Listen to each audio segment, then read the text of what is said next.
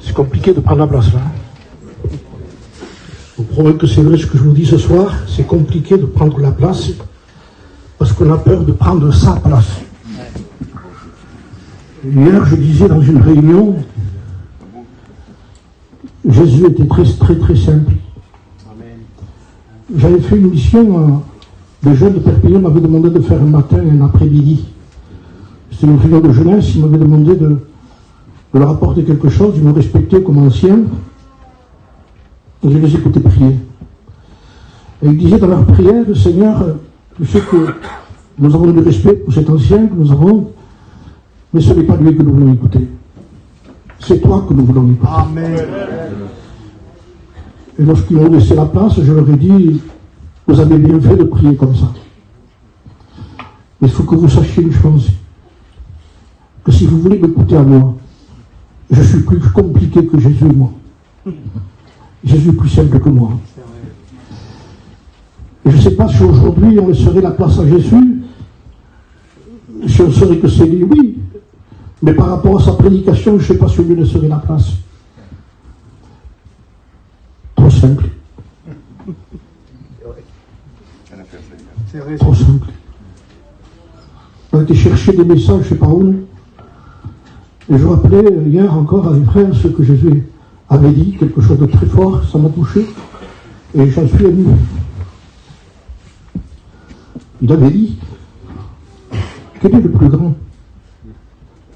Celui qui est à table ou celui qui sert? Et là, ça me touchait fort dans mon cœur. Et ça, on comprend très bien que le plus grand, c'est celui qui est à table.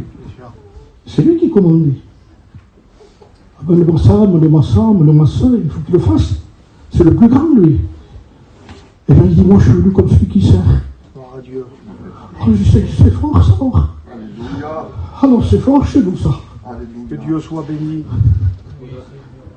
C'était le vrai serviteur. Je ne sais même pas si j'en suis alors. Quand c'est lui qui agit, quand c'est lui qui fait,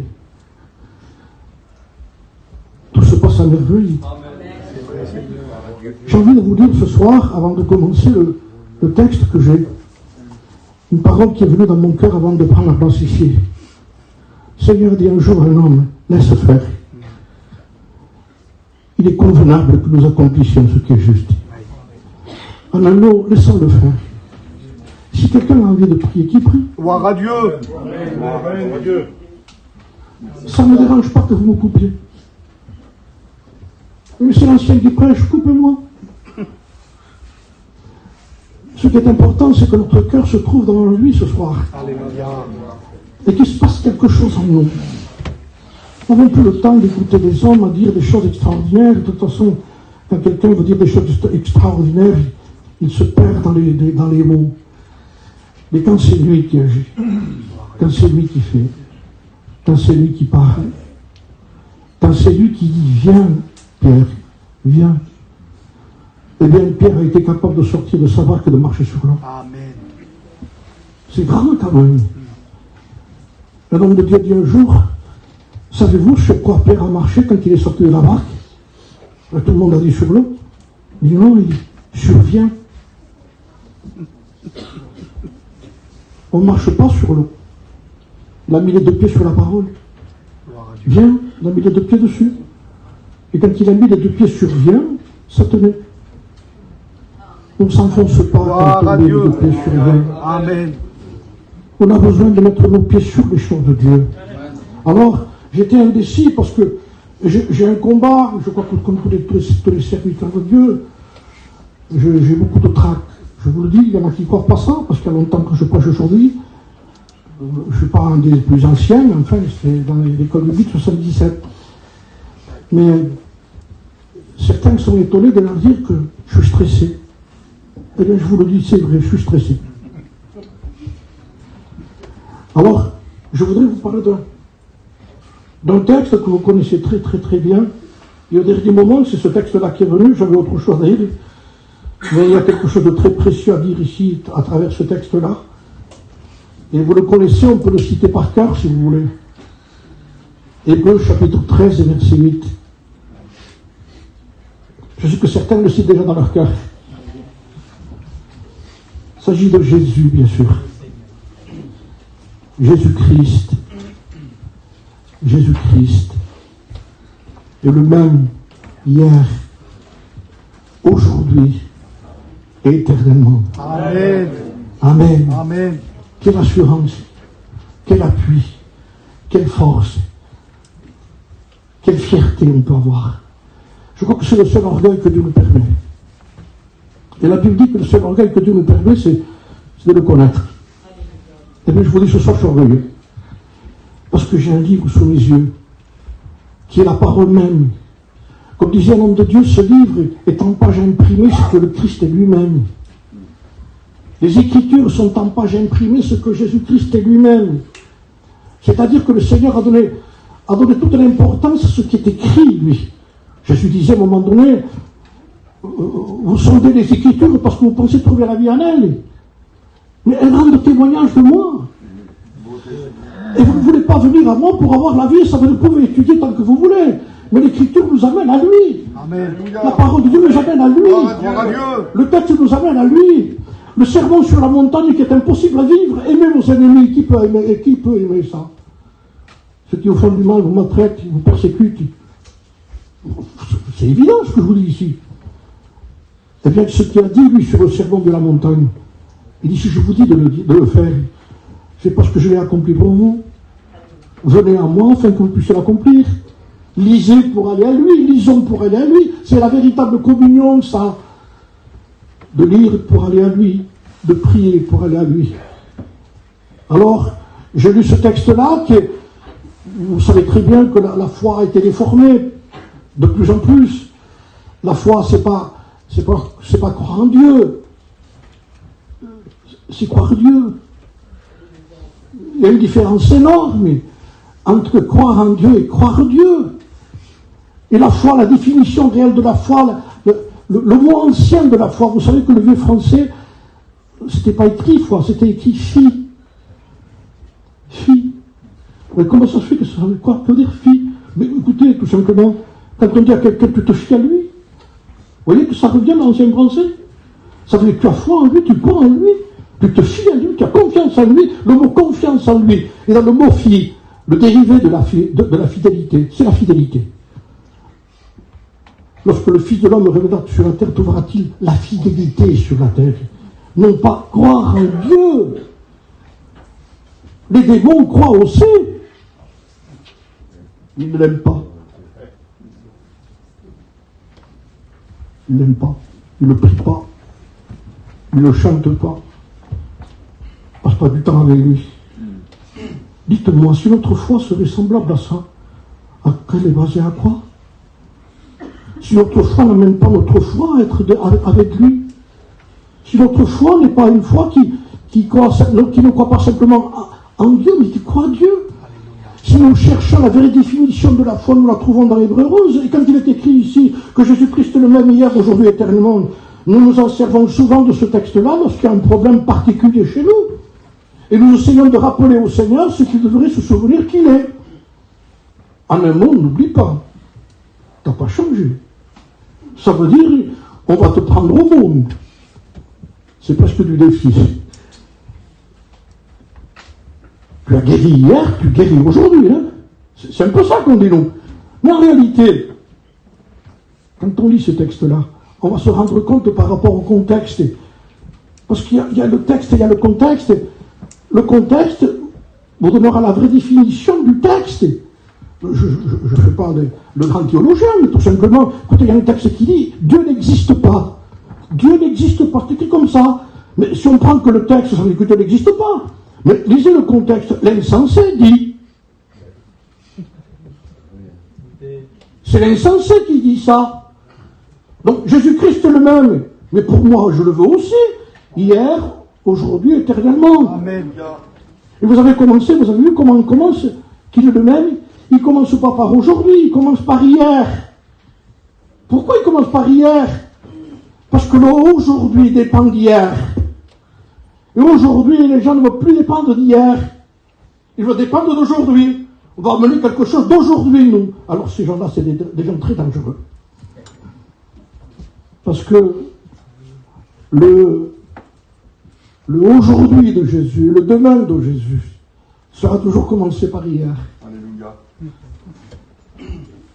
C'est dans l'Épître aux Hébreux, c'est dans la définition de la véritable foi, et surtout dans le contexte que je vais vous lire ici. Écoutez ce qui est écrit en haut au verset 7, pour que nous comprenions bien pourquoi il dit ça. Souvenez-vous de vos conducteurs.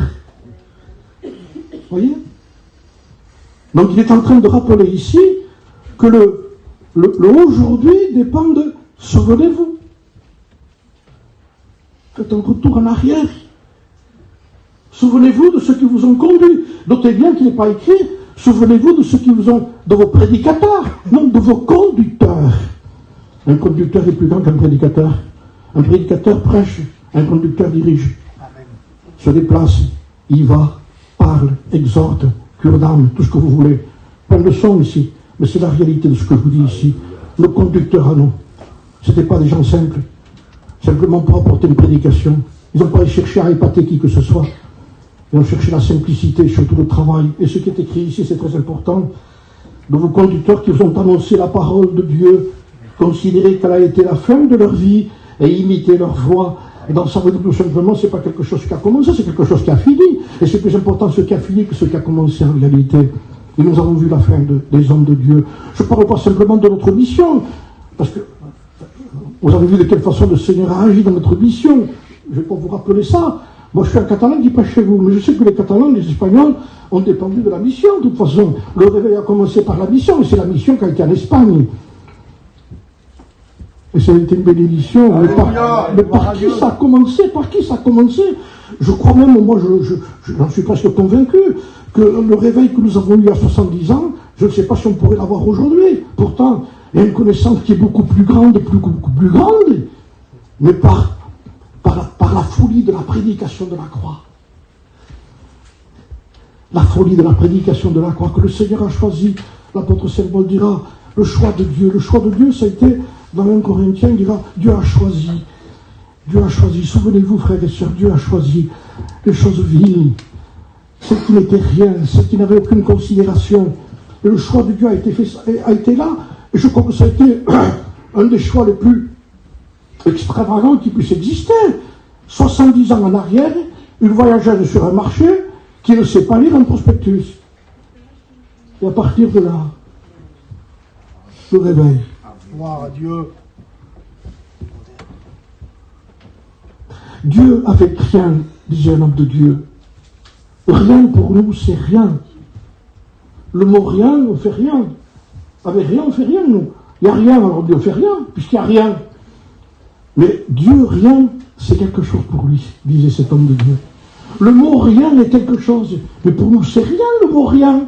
Mais il dit, écoutez, au commencement, rien, il dit, eh bien, vous allez voir ce que je vais faire avec rien. Alors Dieu parle à rien. C'est grand quand même, hein? Dieu dit à rien, il n'y a rien, que la lumière soit, paf, la lumière soit. Amen. Alléluia. Restons, permettez-moi de vous le dire en toute humilité, restons bien. Nous voulons que la gloire de Dieu puisse continuer chez nous. Arrêtons avec nos connaissances qui vont dans les étoiles, on ne descend plus après. Ça fait trop haut. Restons chez nous. Amen. Restons. Je partage, moi, ici, il y a longtemps que je partage avec les voyageurs. Hein. Je suis plus voyageur que gitan. Maintenant, c'est Morton qui devient plus gitan que moi. Donc, je vous ai par là que lui, il vient du sud, moi, je viens de Paris, vous avez vu. Donc, on a partagé, et en partageant, il y a un partage de simplicité à l'égard des choses de Dieu, simplicité à l'égard de l'évangile. Et l'apôtre Saint Paul avait une peur terrible qu'il y ait que sa connaissance à lui, que son savoir à lui. Je suis venu parmi vous tout tremblant. C'est pas le cas de chez moi non plus, je tremble pas quand je prêche aujourd'hui. Mais Paul tremblait. Pourquoi il tremblait pourtant? C'était pas un étudiant, le monsieur, hein? Il pouvait vous faire une étude biblique sur le tabernacle, je ne vous le dis pas, moi. Mais lui, c'était pas ça qui l'intéressait. Ce qu'il avait peur, lui, c'est de faire de l'ombre à la croix. Il avait peur que son savoir passe au-dessus et que les gens s'attachent plus à ce qu'il disait, qu'il soit plus fixé sur ses lèvres que sur le cœur de Dieu. Mais pour arriver à ça, il fallait cet homme qui puisse nous dire pour nous. Et il disait, je ne veux savoir qu'une chose parmi vous, que Jésus-Christ est Jésus-Christ crucifié. Alléluia. Parce que toute la force et toute la prédication, et si vous vous concentrez sur ça, faites l'expérience, vous allez voir. Arrêtons de prier n'importe comment et allons vers la croix à chaque fois. Allons vers le prix chaque fois. Et vous allez voir tout ce qui va se passer dans notre vie. On va se tourner en disant, mais je le sais ça, Seigneur. Non, je vais encore te le montrer encore plus profond. C'est insondable la prédication de la croix. Ça a des niveaux extraordinaires, la prédication de la croix. C'est là que tout s'est passé à la prédication de la croix. Et pourquoi la prédication de la croix? Parce que c'est le Fils de Dieu qui a été crucifié pour nos péchés. C'est là qu'il faut revenir. Vous me direz qu'aujourd'hui, il ne faut pas d'autre chose. Mais de quoi voulez-vous qu'on parle? Si nous sortons de là, on sort de tout. De quoi voulons-nous qu'on parle? Ce que nous cherchons à faire aujourd'hui, quel enseignement voudrions-nous apporter? Les gens sont avides d'écouter des choses nouvelles. Et justement, là vient le danger, quand c'est nouveau. Et l'homme de Dieu a dit, la vérité n'est jamais nouvelle. La vérité n'est jamais nouvelle. C'est normal. Mais tout ce qui est nouveau n'est jamais la vérité. Gloire à Dieu. Revenons. Laissons-le faire. Amen. Que le roi de gloire fasse son entrée. Amen. Nous voulons chez nous. J'ai envie de dire, reviens Seigneur. Amen. Amen. Reviens chez nous. Viens nous bouleverser. Alléluia. Et nous parler, Seigneur. Je suis convaincu que si Jésus serait rentré, ce serait assis au fond, là. Maintenant, le système religieux s'assoit en nous. Lui serait resté au fond. Il n'a jamais prêché quelque chose qu'il ne faisait pas. Et quand il disait, quand quelqu'un va s'asseoir derrière, il dit, on te fera mettre devant après. Ça veut dire tout simplement que le Seigneur était tellement simple qu'on n'aurait pas passé inaperçu. On ne se serait même pas aperçu qu'il serait là. Et je voudrais que ces choses-là reviennent chez nous. Que cette simplicité de l'évangile, de ce qui est la véritable foi, je dis la véritable foi, parce qu'elle a été tordue, défigurée, maltraitée, traînée partout, jetée partout, dans n'importe quel endroit, en disant, certains prédicateurs qui ont mis plus de gloire à manifester certaines choses pour eux, pour ramener. On est psychologue aussi, vous savez. On peut amener une réunion à faire louer les gens, à les faire lever, il n'y a pas de problème sur ça. Et vous allez ressentir des choses extraordinaires. Quoi? Ressentir quoi? À travers ça, quand on arrive à ça, on peut le faire, je peux le faire si vous voulez, mais je ne le ferai jamais, ça. C'est pas aujourd'hui, je ne l'ai jamais fait. Et c'est pas après 47 ans de prédication que je le ferai, vous comprenez bien. Je me garde moi-même. Je me garde moi-même. Parce que je veux garder la parole de Dieu. Frères, sœurs, amis, la foi, c'est quelque chose de précieux. Gloire à Dieu. Regardez de suite après ce qui est écrit, parce que le Seigneur a dit que la véritable foi, et le Jésus-Christ qui est le même, aujourd'hui, je peux m'appuyer sur le texte. Je le prends, le texte, mais pas pour une guérison seulement. En disant que tu n'as pas changé par rapport au miracle. Mais il dit, mais tu as lu ce que je t'ai dit ici? Le texte, c'est d'abord parce que tu dois te souvenir et que je serai le même Dieu que j'ai été pour eux.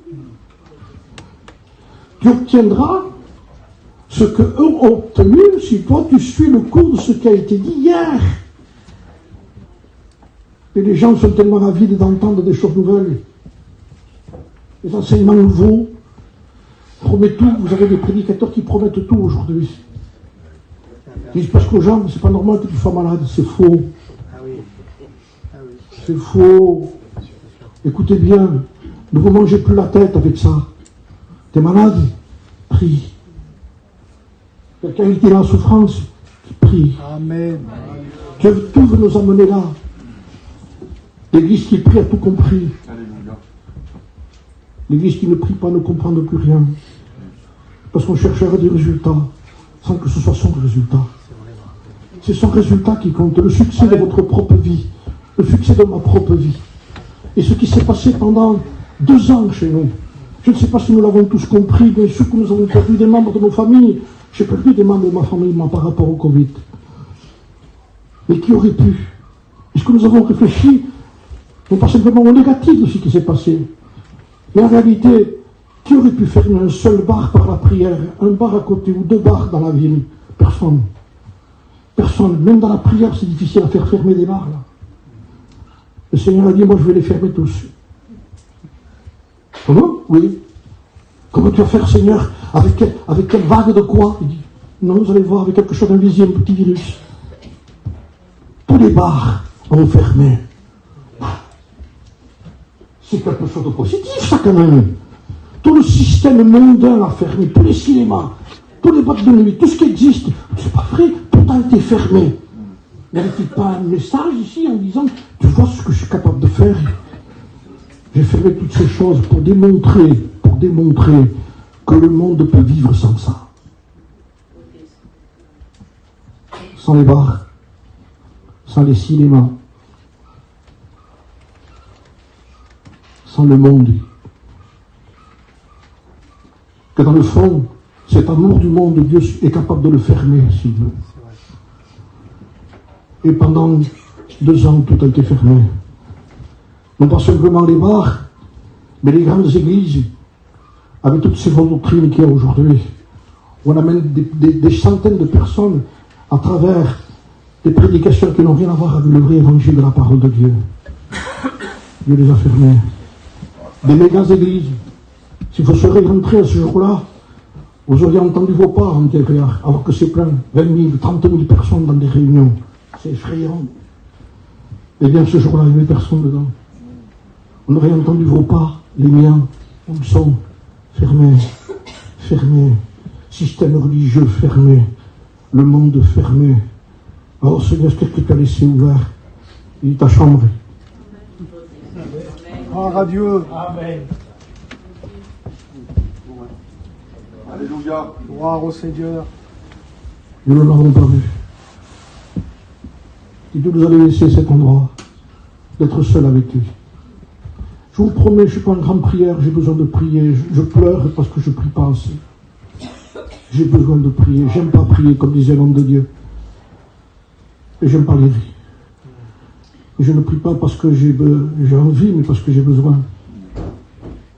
Et je ne lis pas parce que j'ai envie, mais parce que j'ai besoin. C'est la nécessité qui nous amène à ça. Et le Seigneur a voulu nous amener là.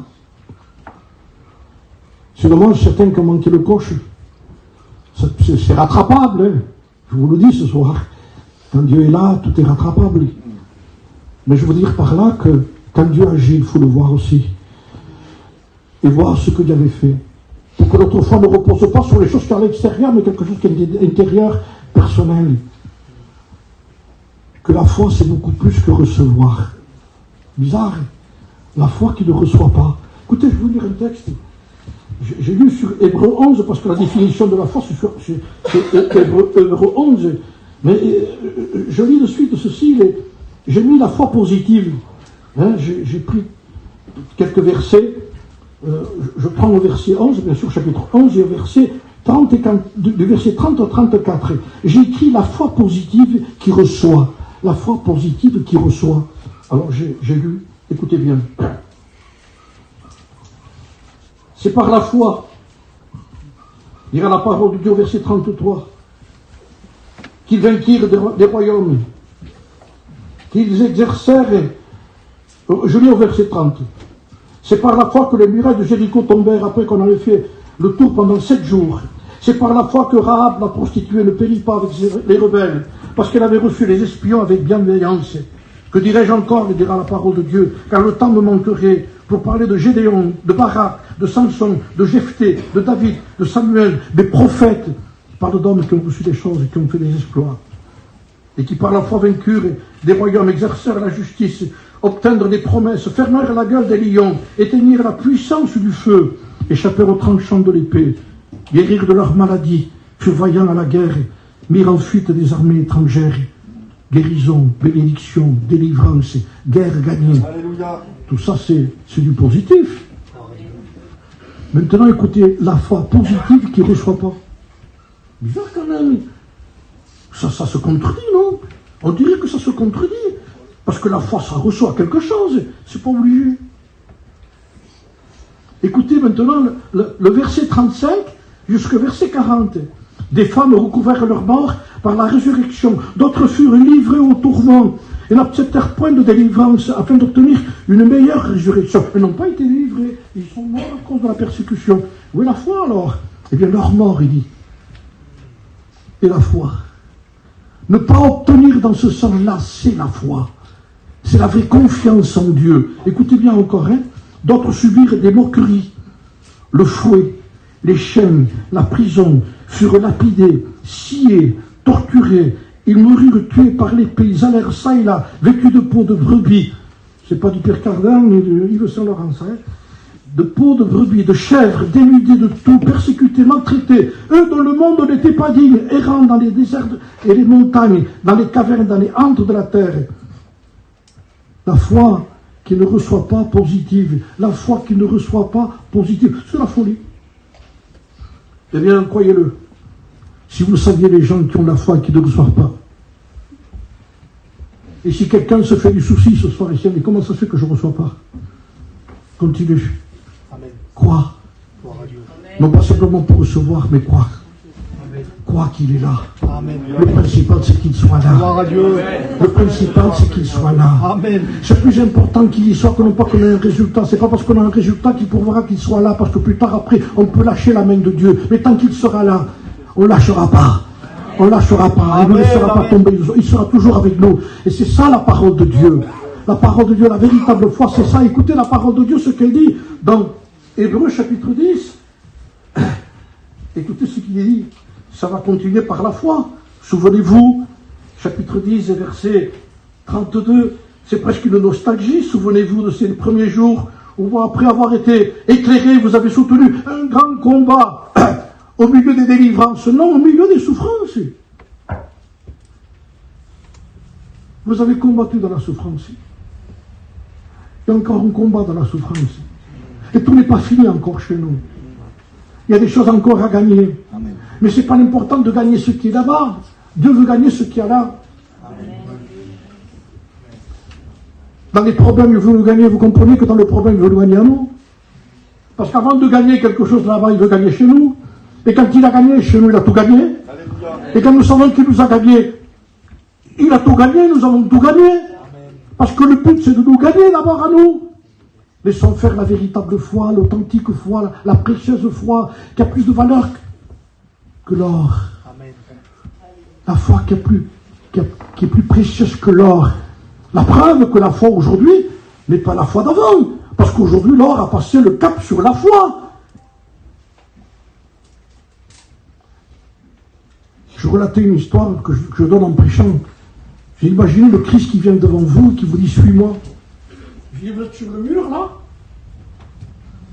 Il vient me retrouver, il dit « Suis-moi ». Bien sûr que je suis, Seigneur. Il n'y a pas de problème. Je me déplace. Et au bout d'un moment, je ne me suis pas aperçu. J'ai une chaîne, moi, au pied. Et cette chaîne, elle fait 5 mètres. Donc pendant 5 mètres, j'ai vu, moi. Et à un moment donné, je sens que mon pied fait ça. Et je vois que Jésus continue. Je dis « Seigneur, attends. Il y a quelque chose qui me tient, là. Il y a quelque chose qui me tient. » Et le Seigneur dit, tiens, il me donne la clé. Je me baisse, je défais la chaîne, et je continue à suivre. Je dis, merci Seigneur, de ce que tu m'as délivré de cette chaîne. C'est ça, non? Maintenant, écoutez bien la même chose. Je suis contre le mur, moi. Le même appel, suis-moi. Les mêmes mètres, 5 mètres aussi. Et là, je me sens tenu encore une fois. Et je crie au Seigneur, Seigneur, délivre-moi, aide-moi. Seigneur, donne la clé. Attendez, vous allez comprendre pourquoi je vous dis ça. La chaîne est en or. C'est plus du fer, c'est de l'or. Alors qu'est-ce que je fais, moi? Il me donne la clé à moi. Je ne la défais pas ici, je la défais là-bas.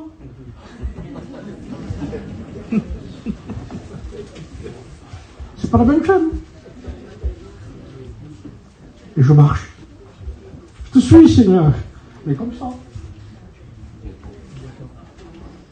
Alors, le Seigneur, il faut savoir ce que tu veux. Hein. Alléluia. Amen. Il faut savoir ce que tu veux. Hein. Et c'est là que la foi est plus précieuse que l'or. Et c'est là que la foi est plus précieuse que l'or. La foi n'enrichit pas. La plupart du temps, il nous a pourvus. Parce qu'il nous dit, suis-moi. Alors, vous avez la nourriture et les vêtements. Vous savez, l'apôtre Saint Paul limité à très très très peu. Nous n'avons pas la nourriture et les vêtements. Nous avons des vêtements et des nourritures. Il n'y a pas un problème, tu peux l'avoir ça. T'en fais pas, je ne te reprocherai pas que tu aies une caravane et que tu aies un petit camion, que tu aies un petit véhicule pour faire les commissions. C'est la gentillesse, c'est l'amour de Dieu, ça. Il n'y a pas de problème. Nous avons vu l'attention qu'il y a eu chez notre peuple, quand même. Nous n'étions pas comme ça avant, nous. Souvenez-vous. Comment on faisait les commissions? En fouillant dans les poches pour voir s'il y avait de quoi. Maintenant, c'est même pas la peine, on a des cartes bleues. Tout ce qu'il y a, tout le monde en a. C'est pas un problème. Je ne juge personne dans ce que je dis. Je peux prêcher assis, si vous voulez. Mais pour vous dire dans quel état on est aujourd'hui. Et l'état où changé. Et nous sommes pris par les choses. Maintenant, écoutez ce que dit la parole de Dieu. Souvenez-vous des premiers jours, de ne pas exposer comme un spectacle aux opprobre, aux tribulations, Je dis, mais qui c'est ces gens-là? Ben, il dit, ce sont ceux qui ont eu la vraie foi. Mais alors, qu'est-ce qu'on vit aujourd'hui? C'est ce qui a été un peu dévié, beaucoup passionnément dans la folie, je dirais, dans la foi. Alors, il dit, voilà pourquoi on a des problèmes. Les problèmes, c'est parce qu'on se les écrit nous-mêmes, parce qu'on ne se contente pas de ce qu'on a. Vous savez pourquoi il y a tant de soucis? Parce qu'on ne se contente pas de ce que Dieu nous a donné. Vous savez quelle a été la course aujourd'hui? La plupart du temps, je ne crois pas que ce soit le temps. Je ne dis pas, je ne sais pas, moi je ne connais pas ici. Je ne peux pas dire que je ne parle pas pour vous, sinon je ne prêcherai pas ici, je parle pour vous aussi. C'est que ce qui s'est passé dernièrement, après le Covid, c'est que les gens, ça leur tardait d'aller travailler à nouveau pour rattraper ce qu'ils avaient perdu. Et voilà la concentration. On va partir en vacances. On va faire ça. Et nous avons oublié qu'il y avait le langage de Dieu. Et que le langage de Dieu, c'était ça, aux propres tribulations. L'association dont la position était la même. Parce que l'association qu'il y a aujourd'hui, remarquez-le, les meilleurs témoignages, d'où c'est qui viennent? Pas dans nos pays, hein, dans les pays de la persécution. Terrible. Hein. Et pourtant, ils sont tenus, il n'y a rien qui passe. Hein. Aucun message qui passe. Mais Dieu permet que les nouvelles soient données. Savez-vous que vous avez des frères, je vais vous dire quelque chose ici, vous aimez la communion ici. Vous avez vu le bien que ça fait la communion ici? On a vu les frères, et dans les frères, il y a une force qui vient. Moi, quand j'ai vu mes amis à l'hôtel qui venaient me voir, mais on s'est pris dans les bras, on sentait que ça passait, quoi. Avec tous les frères qui sont là, qu'on se connaît. Il y a un pays, écoutez bien, où les chrétiens n'ont pas le droit de se voir, c'est interdit. C'est au prix de leur vie. S'ils savent qu'ils se rencontrent avec un autre chrétien, ils sont surveillés. Surveillés. Et s'ils savent qu'il y a un chrétien, écoutez bien, cette personne qui est chrétienne, perd son travail, n'a plus rien. Ils ne vont pas chiller là-bas. C'est en Corée du Nord. Donc il perd son travail. En plus, leurs enfants perdent leur travail. Leurs familles perdent leur travail. Ils sont obligés de prier seuls, d'avoir une communion qu'ils aimeraient tellement être avec les frères. Alors, profitons. Alléluia. Les frères, profitons de ce que nous avons. Amen. Profitons de la communion que nous avons. Amen. Ne pas sous-estimer cette communion. Ne pas sous-estimer ce que le Seigneur est en train de nous donner. Il y a une force particulière dans la véritable communion, pas dans le copinage. Pas d'être un copain, on ne se frappe pas sur l'épaule, ça va? Non, c'est pas ça. Et Jésus, on ne fait pas ça avec lui. C'est mon copain, je ne sais pas notre copain, Jésus. Hein. C'est notre sauveur, Jésus. C'est avec beaucoup de respect qu'on s'adresse à lui. Amen. Il a fait des frères et des sœurs ici qui peuvent partager ensemble, un mot ensemble, un mot. Alors, je continue. En effet, vous avez eu de la compassion pour les prisonniers. Et là intervient un texte que je ne vous dis pas. Vous avez accepté avec joie l'enlèvement de vos biens. Alors, il faut l'expliquer un peu, parce que c'est un peu vague. Vous avez accepté l'enlèvement avec joie. Enlevé, parfois on dit, bon, on ne peut pas faire autrement, quoi. Mais avec joie, ça, c'est autre chose. Quand on nous enlève quelque chose parce que c'est obligé, on dit, quel dommage, quand même, hein, c'est pas possible, on dit ça encore. Mais eux, c'est Seigneur, merci. Alors ça. Écoutez bien, je vous donne un exemple très simple. J'achète un salon, moi. On est 4 personnes. il nous faut 4 chaises. Et Dieu en donne 2 de plus, vous en avez 6. Pas mal quand même. 1000 de plus. Dieu m'a donné 2 de plus. Si Seigneur, veut dire quelqu'un s'assoit, tu dis, je mange avec. Donc c'est une grâce de Dieu que Dieu nous donne 2 chaises de plus. Mais écoutez bien que c'est différent. C'est qu'au lieu de vous en donner 2 de plus, je vous en enlève 2. Nous, on va nous.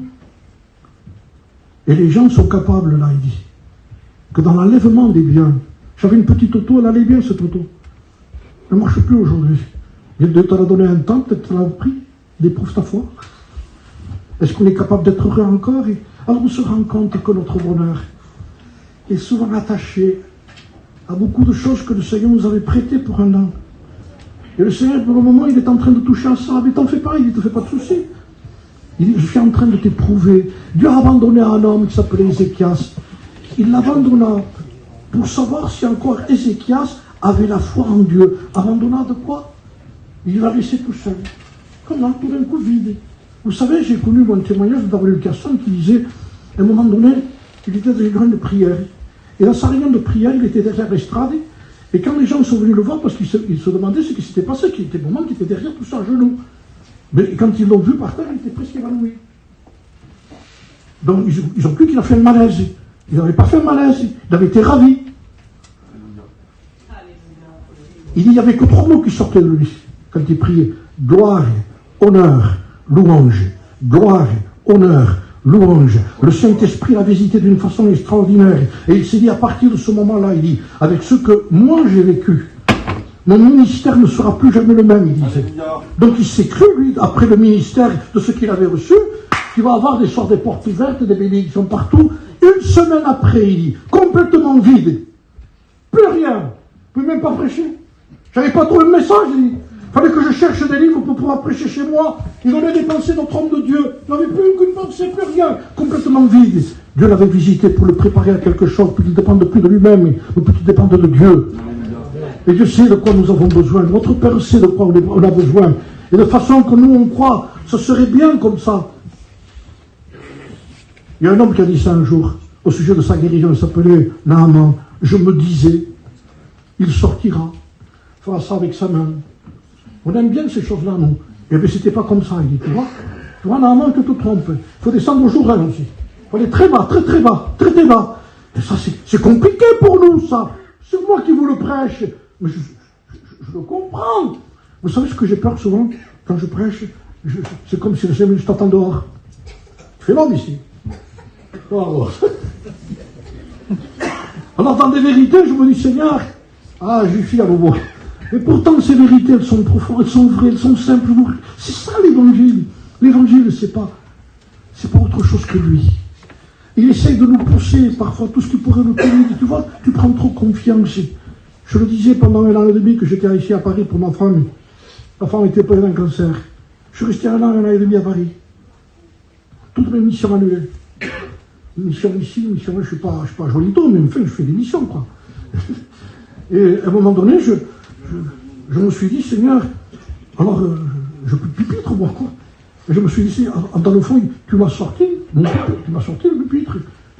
Et je me disais, Seigneur, où c'est que je me tiens alors? Tu te tenais sur le pupitre, il dit, t'as vu? Et tout d'un coup, le pupitre est parti. Alors, plus de mission. Et je suis descendu en bas de la clinique. Il y avait un clochard en face. On a l'expérience. Et je me suis présenté devant le clochard pour lui parler du Seigneur. Je ne savais pas comment faire pour commencer. Je me dis, Seigneur, pourtant je prêchais. Je ne sais pas comment faire pour commencer avec lui. Tu vois, il dit, c'est là qu'il faut prêcher. Gloire à Dieu. Amen. Tu vois, sur l'estrade, tu arrives, tu prêches au vite feu, il met là. Tu vois que tu ne peux pas prêcher? Parce que c'est là qu'il faut apprendre à prêcher, il disait. Et heureusement que j'avais un évangile. Pour commencer l'introduction, j'ai dit, tenez, monsieur, c'est l'évangile. Ça m'a ouvert de la prédication, ça. Et je dis, monsieur, je ne savais pas quoi lui dire. Jésus vous aime. Et à partir de là, les larmes ont coulé de cet homme. J'ai dit, tu vois la prédication, ce que c'est? Pas que le pupitre, on n'en a pas besoin. Si vous étudiez pour prêcher, n'étudiez plus.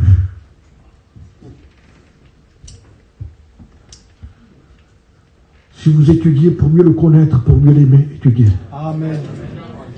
Parce que la vraie connaissance est pour mieux le connaître, pour mieux l'aimer. Alléluia. Afin de mieux le servir. Parce qu'on ne peut pas servir quelqu'un qu'on n'aime pas. C'est impossible. Ne me dites pas on ne peut pas servir quelqu'un qu'on n'aime pas.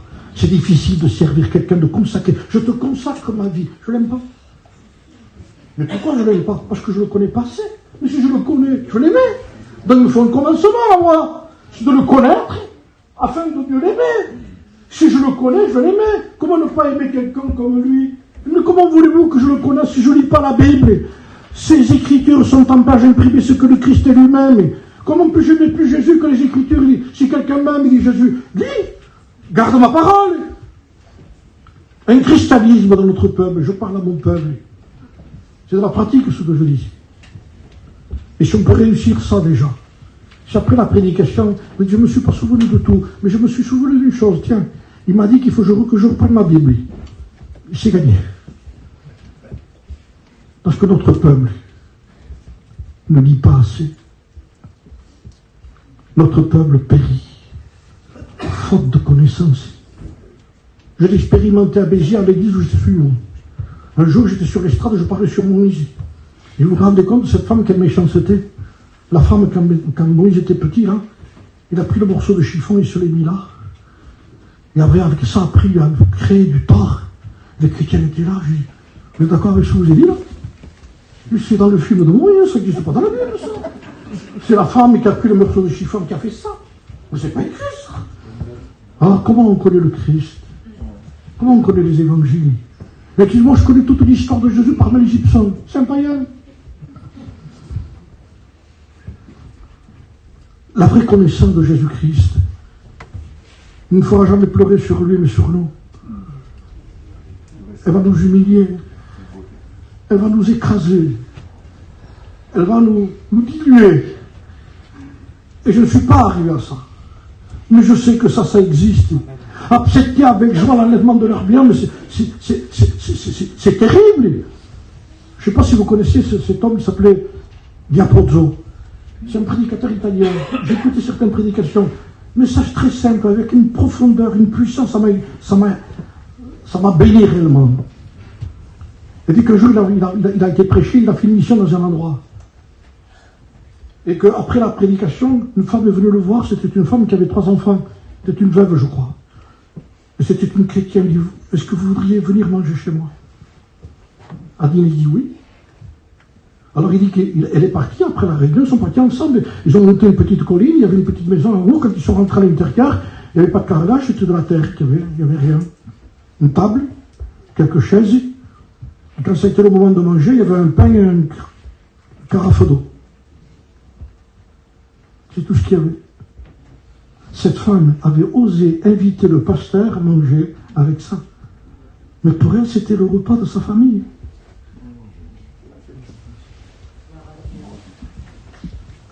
Et ils se sont mis à genoux, les 3 enfants et la femme, et lui, il les regardait faire. Et à genoux, ils ont chanté un cantique tous les 4. Et le Saint-Esprit a parlé à Diapozzo, il dit, tu sais Diapozzo, il dit, ce qu'ils font ici, c'est pas parce que tu es là, il dit, ils sont toujours comme ça. Ils sont heureux, ils sont heureux. Amen. Ils sont heureux avec une table, avec une cruche, toi la gloire, et un pain. On comprend, donne-nous notre pain quotidien. Est-ce qu'on ne s'est pas égaré un peu partout? Dites-moi, dans la simplicité, je vous dis ça. Je dis, nous, n'avons-nous pas besoin de revenir aux choses très simples de la parole de Dieu? N'avons-nous pas besoin de revenir à dire, Seigneur, si tu me donnes ça et tu veux le prendre, mais je ne vais pas te toucher dans ma joie, dans ma foi. C'est quelque chose que tu m'as donné. N'avons-nous pas dit souvent, tu m'as donné la paix, Seigneur, personne ne peut m'enlever la paix. Oui, mais pourquoi quand je touche ça, tu ne t'as pas la paix? Je donnais cette image un jour. Je disais, ça c'est ma vie spirituelle. Ça. Le micro, c'est ma vie spirituelle, je vous donne l'image. Et ça, c'est ma vie matérielle. Mon foyer, ma maison, mon travail, tout ce qui entoure. Mais le problème, écoutez bien, c'est ça. Regardez, je fais ça là. Je touche pas à la vie spirituelle, je touche à ça. Mais pourquoi quand je fais ça ici, ça fait du bruit ici? Eh bien, tout simplement parce que c'est trop certi. Elle a pris trop le pas sur nous, notre vie matérielle. Alors le diable il nous fait crier dans le spirituel quand il veut. Il n'a pas besoin de venir ici. Hein. Il vient ici, c'est suffisant. Il va se décourager. Découragement, je ne veux plus en réunion. Je ne prie plus. Parce qu'il tape là. Mais ça, on en a besoin. Oui, alors écoutez, on va faire quelque chose. On sort ça, on le pousse. Ça, c'est ma vie avec Dieu. Et ça, c'est mon matériel. Alors maintenant, écoutez. Tiens, ça fait plus de bruit. Parce qu'on s'est séparés. Alléluia. Je ne dis pas qu'il faut le jeter à la poubelle. On n'est pas insensé quand même. Mais il faut savoir se détacher. Et il ne faut pas revenir là. C'est ça simplement ce que je veux vous dire. Tu peux avoir, sans que ces choses t'aient à toi. Quand tu as, ce n'est pas un problème. Mais en réalité, ces choses nous tiennent à nous. La preuve, c'est qu'il fait ce qu'il veut chez nous. Il nous attriste quand il veut. Il nous fait pleurer quand il veut. Alors le maître n'est plus le maître, oui, il est le maître. Et il nous enseignait que la véritable foi est une démonstration de choses spirituelles. Écoutez, on va finir, je ne vais pas vous garder trop longtemps quand même, mais comme je viens de loin, voilà. La définition de la foi, écoutez, c'est la définition, hein, parce qu'il parle après, il dit, vous associez, en effet, vous avez accepté avec joie l'enlèvement de vos biens, sachant que vous avez des biens meilleurs et qui durent toujours. Il parle donc de ce qui est invisible. Invisible. N'abandonnez donc pas votre assurance à laquelle est attachée une grande paye. Rémunération, c'est rémunérer quelqu'un, c'est payer quelqu'un. Il nous paye. Il nous paye. Alors, quand est-ce que tu me payes? Tu n'as pas compris que je ne te paye pas ici? Tu n'as pas compris que le patron est là-haut? Et que c'est lui qui a le bureau là-bas, qu'il faut aller chercher la paye là-bas? Et que c'est là-bas qu'on va encaisser, pas ici. Alors ici, on ne reçoit rien. Non, on travaille là, nous. Alléluia. Amen. Non, et la paye sera là-haut. Rémunérateur, il paye. Alors, vous savez que le diable, le salaire du péché, le salaire, il paye aussi, il paye. Il dit, le diable paye, c'est la mort. Alors on est obligé de changer de patron. Changer vite de patron, il dit. Et nous cherchons celui qui nous a aimés. Amen. Amen, qui nous a aimés, qui nous aime. Vous avez besoin de persévérance, afin qu'après avoir accompli la volonté de Dieu, vous obteniez, on va avant, ce qui vous est promis. Alors il va nous encourager. Et j'en ai besoin aussi, je vous le dis. Franchement, je vous le dis. Je vous parle, mais si vous saviez le besoin que j'ai besoin d'être encouragé. Encore un peu. Un peu de temps. Amen. Amen. On va résoudre les problèmes. Il dit non, je viens. Amen. Celui qui doit venir viendra, il ne tardera pas. Écoutez, vous savez ce que fait le Seigneur? Écoutez, on va en finir vos problèmes. Hein? Parce qu'il faut toujours arranger le problème. Si ce n'est pas les enfants, c'est la voiture. Si ce n'est pas la voiture, c'est la femme. Si ce n'est pas la femme, c'est vos parents. Il y a toujours quelque chose. Il y a tout ça, vous le savez, il y a toujours quelque chose. Écoutez, on va en finir. Je vais vous chercher à l'infini. Amen. Amen. Amen. Écoute, Seigneur, je suis d'accord, moi. Amen. Hein, je crois que l'Église est d'accord, hein. Seigneur, on va en finir aussi. Hein. Le principal, écoutez bien, c'est qu'on en finisse. Viens nous chercher. Amen. Et on en finit. Amen. Viens nous chercher, Seigneur. Viens nous chercher. Alors, nous ne laissons pas tenir par ceux qui ne tiennent pas. C'est vrai, Seigneur. On va tout laisser. On va tout laisser. Si vous avez beaucoup, tant mieux pour vous. Vous allez laisser beaucoup. Tu as très peu, tant pis pour toi, tu laisseras très peu. De toute façon, on va tout laisser. Il vient nous chercher. Amen. Il vient chercher ce qui lui appartient. Encore un peu de temps. Amen. Celui qui va venir viendra, il ne tardera pas. Et mon juste vivra par la foi. Voyez, mon juste, il est d'abord juste pour vivre dans la foi. Il a été justifié pour vivre sa foi déjà. C'est une grâce de Dieu. Il a la parole de Dieu. Mais s'il se retire, il dit, mon âme ne prend pas plaisir en lui. Nous ne sommes pas de ceux qui se retirent pour se perdre. Nous sommes de ceux qui avons la foi pour sauver nos âmes. Amen. Belle expression, ça aussi. Hein. Alors, l'Épître aux Hébreux va donner la définition, je vous la lis, tout simplement, je ne fatigue pas. Hein. Or, la foi, il dit. Or, la foi est une ferme assurance des choses qu'on espère, une démonstration de celles qu'on ne voit pas. Une chose qu'on espère, il dit, on l'espère tellement, on la croit tellement, On l'aime tellement ce qu'on ne voit pas, qu'on est capable de le vivre sans le voir. C'est une démonstration de ce qu'on croit. Le ciel est saint, je suis saint. Une démonstration. Le ciel est pur. Seigneur, qu'est-ce que tu veux que je fasse? Que ta volonté soit faite sur la terre comme au ciel. Il ne faut pas se tromper. Vous savez pourquoi aujourd'hui il y a beaucoup d'erreurs?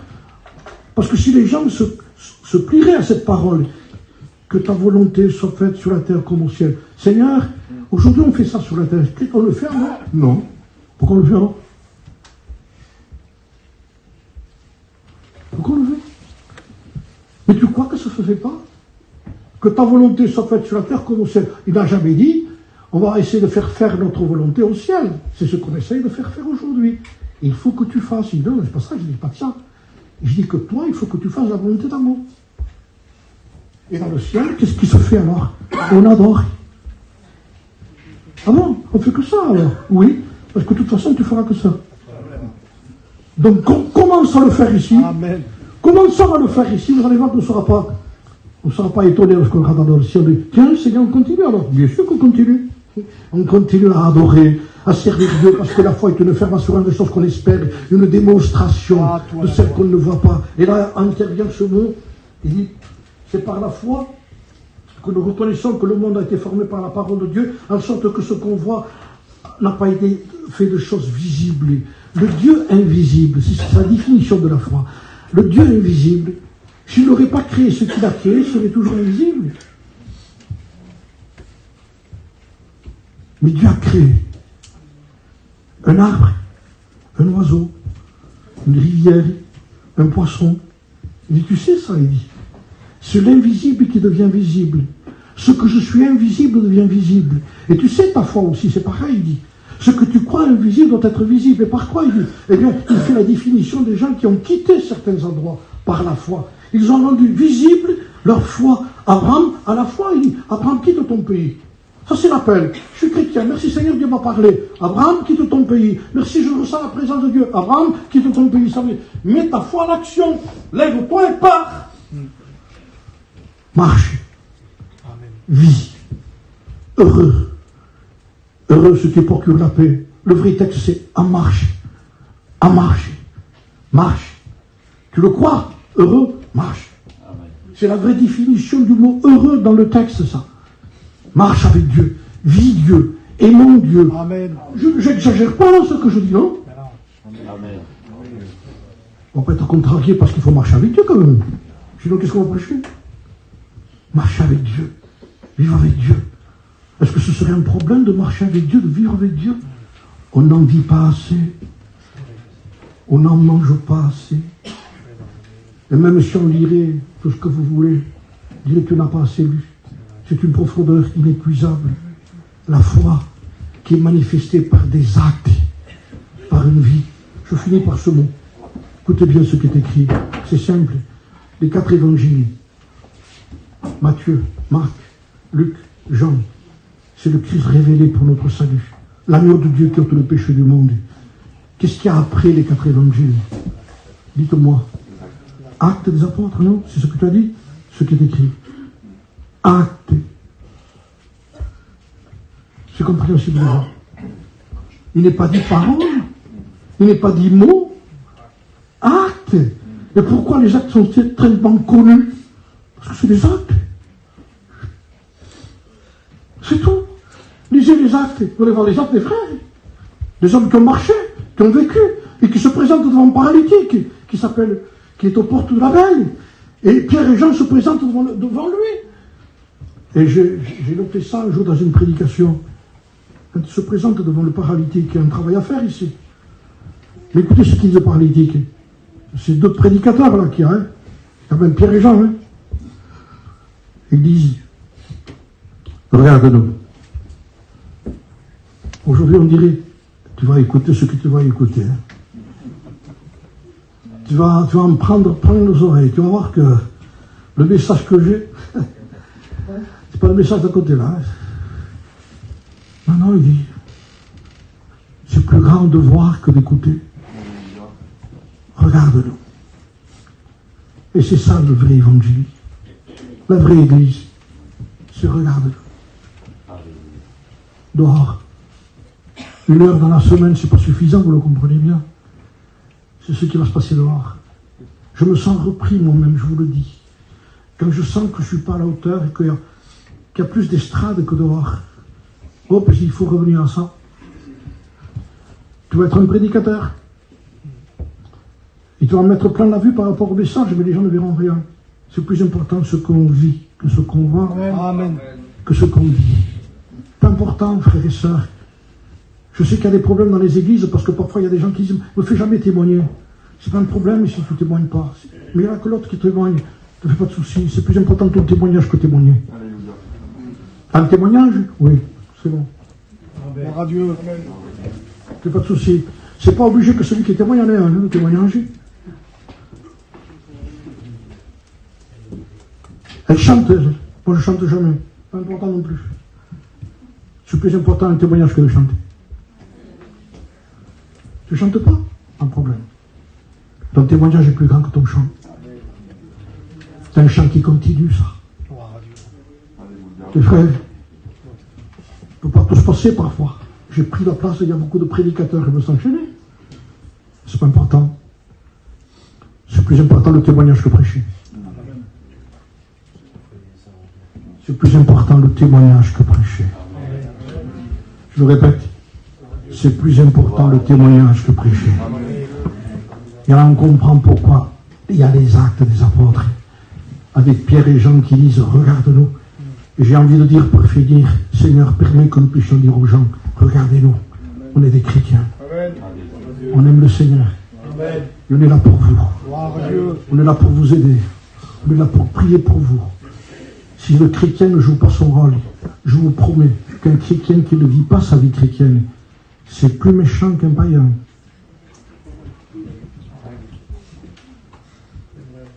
J'ai vu des païens de rendre service, moi. T'as besoin de moi, je suis là. Hein. Allez dire à un chrétien qui n'est pas chrétien, ah non, parce que lui se met du côté des chrétiens, vous comprenez bien. Mais tu sais, oui, mais... Alors je me suis dit, Seigneur, oui, le chrétien, alors. Un jour, je regardais une femme qui passait, je marchais avec l'auto, je dis, Seigneur, elle est peut-être perdue, cette femme. Ça vous le fait pas des fois, ça? Dire, Seigneur, tous ces gens-là. Et le Seigneur dit dans mon cœur, quelle différence y a-t-il entre une femme qui ne me connaît pas et quelqu'un qui ne vit pas avec moi? Vous avez entendu ce que je dis? Quelle différence y a-t-il entre quelqu'un qui ne me connaît pas et un chrétien qui ne vit pas avec moi? Le Seigneur, aucune. Voilà. Il dit, c'est pareil. Alors, vivons notre foi. Amen. Elle est plus précieuse que l'or. Vous ne l'aurez pas par magie, hein, parce qu'aujourd'hui, les prédicateurs font ça. Vous savez qu'il y a des prédicateurs, regardez ici, il y a des écoles pour présenter les poses et tout, avec les actions de la main. En Amérique, ça y est entré en Espagne aussi. Certaines positions qu'on a. Un exemple, par exemple. Si je vous dis recevez l'esprit comme ça, du cœur pas effet, mais je dis recevez. Hein, qu'est-ce qu'il fait avec les mains? Eh bien, c'est ce qu'on fait certains comme ça, presque aujourd'hui. Oui, nous on ne le fait pas ça. Hein. Oui, mais on fait ça. C'est-à-dire recevoir, rien de recevoir du tout. La parole de Dieu qui bénit. Amen. C'est le Christ qui est béni. C'est notre humilité qui nous amène à la bénédiction. Alors, on va prier. Et je vais demander à Manix de venir prier. À toi la gloire, Seigneur. Merci.